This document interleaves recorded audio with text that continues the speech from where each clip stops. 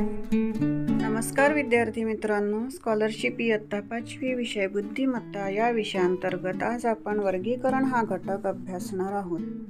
वर्गीकरण या घटकामध्ये शब्दसंग्रह, संख्या आणि आकृत्या यांच्यामधील वर्गीकरण आपण या व्हिडिओच्या माध्यमातून समजून घेण्याचा प्रयत्न करूया.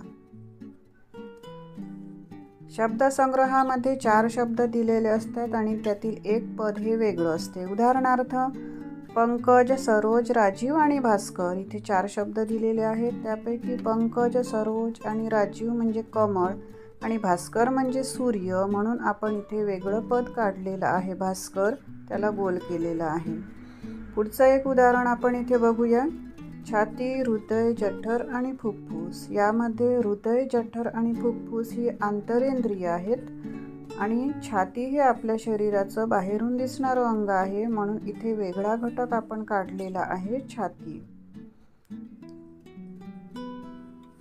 भूकंप, सुनामी, अपघात आणि पूर आपत्तींचे 4 प्रकार इथे दिलेले आहेत. त्यापैकी भूकंप, सुनामी आणि पूर ह्या नैसर्गिक आपत्ती आहेत आणि अपघात ही मानवनिर्मित आपत्ती असल्याने या ठिकाणी गटात न बसणारे पद आहे अपघात. सारंगी, सरोद, सनई आणि वीणा वाद्यांची नावे दिलेली आहेत. त्यापैकी सारंगी, सरोद आणि वीणा ही तारवाद्य आहे, म्हणजे यांना तारा जोडलेल्या असतात आणि बोटांच्या सहाय्याने त्यातून सूर काढायचे असतात. तर सनई हे मात्र तोंडाने फुंकर मारून वाजवायचं वाद्य आहे, म्हणून आपण इथे वेगळं पद काढलेलं आहे, सनई. आता या काही उदाहरणांचा अभ्यास केला तर तुमच्या लक्षात येईल की आपल्या ज्या पाठ्यपुस्तकातील पाठ असतात किंवा आपले जे भाषा, इतिहास, भूगोल, विज्ञान, त्याचप्रमाणे कला यांच्यासारखे जे विषय आहेत त्यामधील पाठ्यघटकांचा जर तुम्ही बारकाईने अभ्यास केला, त्यातील शब्द जर लक्षात ठेवले, तर शब्दसंग्रहामधील वर्गीकरण हा घटक आपण चांगल्या प्रकारे सोडवू शकतो. वर्गीकरण या घटकामध्ये दुसरा एक उपघटक आहे संख्यांमधील वर्गीकरण. यामध्ये सुद्धा 4 पदापैकी एक पद हे वेगळं असते आणि ते आपल्याला ओळखायचं आहे. उदाहरणार्थ 125, 81, 64 असे 4 पदं इथे दिलेली आहेत. त्यापैकी 81, 64 आणि 36 या वर्गसंख्या आहे, ज्याला आपण चौरस संख्या म्हणतो, आणि 125 हा कुठल्याच संख्येचा वर्ग नाही, म्हणून इथे वेगळं पद आहे 125. पुढचं उदाहरण पाहूया. रोमन अंक आहेत दिलेले. त्यापैकी पहिला अंक म्हणजे 4, दुसरा अंक म्हणजे 15 आणि चौथा अंक म्हणजे 6. मात्र 3 नंबरचं जे पद आहे असा कुठलाच अंक रोमन संख्येमध्ये नाही, म्हणून इथे वेगळं पद आपण काढलेलं आहे 3 नंबरचा. पुढचं उदाहरण बघूया. 9, 65, 26 आणि 126. त्यापैकी 9 म्हणजे 2चा घन अधिक 1, 65 म्हणजे 4चा घन अधिक 1 आणि 126 म्हणजे 5चा घन अधिक 1. मात्र 26 ही संख्या कोणत्याच संख्येचा घन आणि अधिक 1 अशी केली तरी बनत नाही, म्हणून आपण इथे वेगळं पद काढलेलं आहे 26. त्याला गोल केलेलं आहे.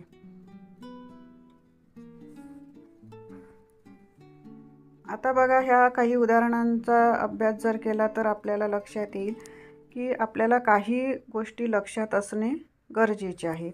मग तसं 1 ते 30 पर्यंत पाढे लक्षात असावेत, 1 ते 20 पर्यंत संख्यांचे वर्ग आणि 1 ते 10 पर्यंत संख्यांचे घन आपल्या लक्षात असावेत. त्याचप्रमाणे रोमन अंक, अपूर्णांक, त्रिकोणी व चौरस संख्या, घड्याळ, सम, विषम, मूळ, जुळ्या, मूळ, सहमूळ संख्या आपल्याला माहीत असणे आवश्यक आहे. दिलेल्या संख्येतील अंकांची बेरीज, अंकांमधील फरक, गुणाकार, भागाकार, सम, विषम संख्या, अपूर्णांकाच्या बाबतीत अंश व छेद यांच्यातील तुलना यांचा विचार करून हे प्रश्न आपण अगदी सहजपणे सोडवू शकतो. वर्गीकरण या घटकामध्ये तिसरा एक भाग येतो आकृत्यांमधील वर्गीकरण. आता इथे बघा 4 आकृत्या दिलेल्या आहेत. काही त्रिकोण, काही चौरस त्यातील रंगवलेले आहेत. आपण ह्या चौरसांचे सुद्धा त्रिकोणामध्ये भाग करून घेऊया आणि ते त्रिकोण मोजूयात. तर पहिल्या आकृतीमध्ये त्रिकोण भरतात 4, दुसऱ्या आकृतीमध्ये त्रिकोण आहेत 4, तिसऱ्या आकृतीमध्ये त्रिकोण आहेत 5 आणि चौथ्या आकृतीमध्ये त्रिकोण आहेत 4. आता तुमच्या सहज लक्षात येईल की इथे कोणतं गट वेगळं आहे ते. बरोबर, 3 नंबरचं पद हे वेगळं आहे. समोरची आकृती बघूया.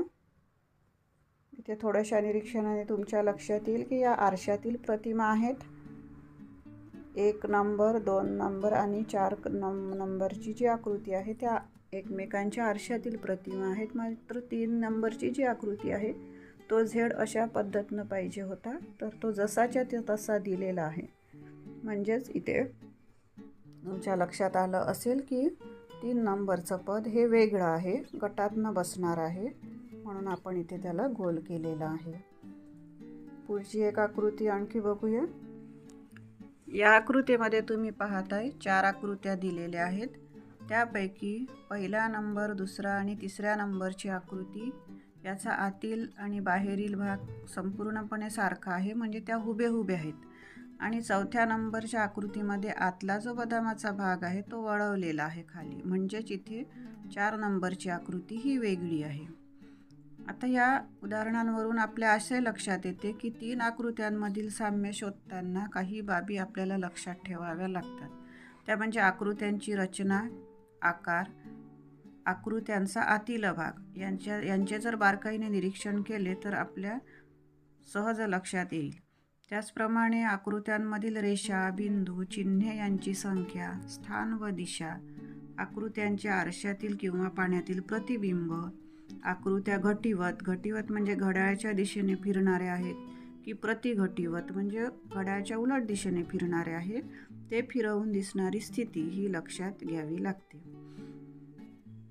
विद्यार्थी मित्रांनो, ह्या व्हिडिओद्वारे आपण वर्गीकरण या घटकांतर्गत शब्दसंग्रह, संख्या आणि आकृत्या यांच्यातील वर्गीकरण कसे करायचे हे आपण समजून घेतले.